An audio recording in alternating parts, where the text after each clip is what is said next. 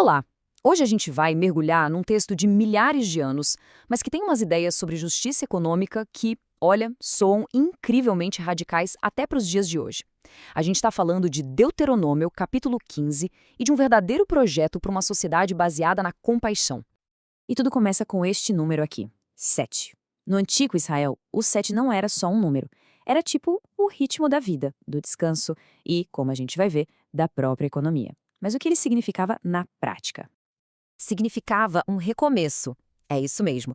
A cada 7 anos, a ordem era para apertar uma espécie de botão de reset em todo o sistema financeiro, uma liberação de dívidas e de pessoas. Uma ideia super ousada que tentava impedir que a pobreza virasse um ciclo sem fim. Ok, vamos entender isso melhor. O primeiro grande pilar desse sistema era o que o texto chama de Ano da Remissão, um ciclo de 7 anos focado em perdoar dívidas para quebrar a espiral da pobreza. A palavra-chave aqui é remissão. No hebraico original, a palavra significa literalmente deixar cair ou soltar. Pensa só que imagem forte. Não era um adiamento, não era uma renegociação, era um cancelamento completo. Uma liberação total daquela obrigação financeira e, claro, da servidão que muitas vezes vinha junto com ela. As regras eram bem específicas. Todo credor devia perdoar o que tinha emprestado a um compatriota. A lei fazia uma distinção entre um irmão, um membro da comunidade, e um estrangeiro que, na maioria das vezes, era um comerciante de passagem. A lógica por trás disso era proteger a comunidade e impedir que a dívida destruísse o tecido social por dentro. E o que é realmente fascinante é que a lei não era só sobre números e regras. Ela se preocupava com a intenção do coração. O texto dá um aviso direto contra o pensamento cínico. Aquele de, não vou emprestar agora porque o ano do perdão está chegando. Isso mostra que era uma lei sobre generosidade, não apenas sobre finanças. E isso nos leva a uma tensão incrível dentro do próprio texto. De um lado, o ideal divino, uma sociedade onde não houvesse pobreza. Se todo mundo seguisse as regras direitinho, a miséria seria erradicada. Mas, do outro lado, um reconhecimento muito prático da realidade humana. Sempre haverá pobres na Terra. Ou seja, a generosidade não era uma opção, mas uma necessidade contínua.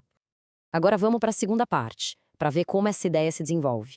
Da dívida, a gente passa para a servidão. Naquela época, uma coisa quase sempre levava a outra. Alguém podia se vender como servo para conseguir pagar uma dívida, por exemplo.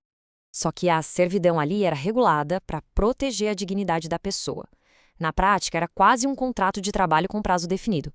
O serviço era de no máximo 6 anos e no 7º, a liberdade era obrigatória. Existiam leis contra maus tratos e se acontecesse um ferimento grave, a pessoa era liberta na hora. A condição de servo ali era muito, mas muito diferente da escravidão brutal que a gente via em outras nações. E este ponto aqui é brilhante. Ele ilustra o princípio central. A liberdade não era só simbólica. O servo liberto não podia ir embora de mãos abanando. O antigo patrão tinha a obrigação de dar a ele uma espécie de kit de recomeço, com animais, grãos, vinho. O objetivo era claro, dar uma chance real para a pessoa se restabelecer e não cair em dívidas de novo. Isso nos leva a um detalhe bem curioso na lei. Se o objetivo final era a liberdade, por que o texto abre a possibilidade de um servo escolher continuar servo? Parece não fazer sentido, né?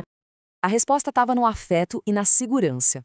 Se o servo criasse um laço forte com a família para quem trabalhava, se ele se sentisse seguro, bem tratado, ele podia escolher voluntariamente fazer parte daquela casa para sempre.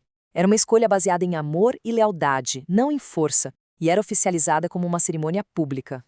Bem, todas essas regras sobre perdão, liberdade e generosidade levantam uma pergunta. Por quê? Por que criar um sistema econômico tão radical? Qual era a motivação por trás de tudo isso?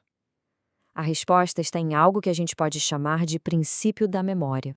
Pensa bem, perdão de dívidas, liberdade garantida. Por que um sistema exigiria tanta generosidade das pessoas? A resposta é esta. A motivação era a própria história deles. A ordem era simples. Lembre-se. Lembre-se de que um dia vocês foram escravos no Egito e foram libertados. A empatia não era só uma sugestão, era um mandamento forjado na memória coletiva. A ideia era, tratem os outros com a mesma graça que receberam. E assim, a gente chega ao legado deste capítulo. As regras específicas podem ser de um tempo e lugar distantes, mas os princípios por trás delas Esses são totalmente atemporais. O capítulo termina com uma lei sobre consagrar os primeiros filhotes do rebanho. Pode parecer um assunto diferente, mas na verdade amarra tudo.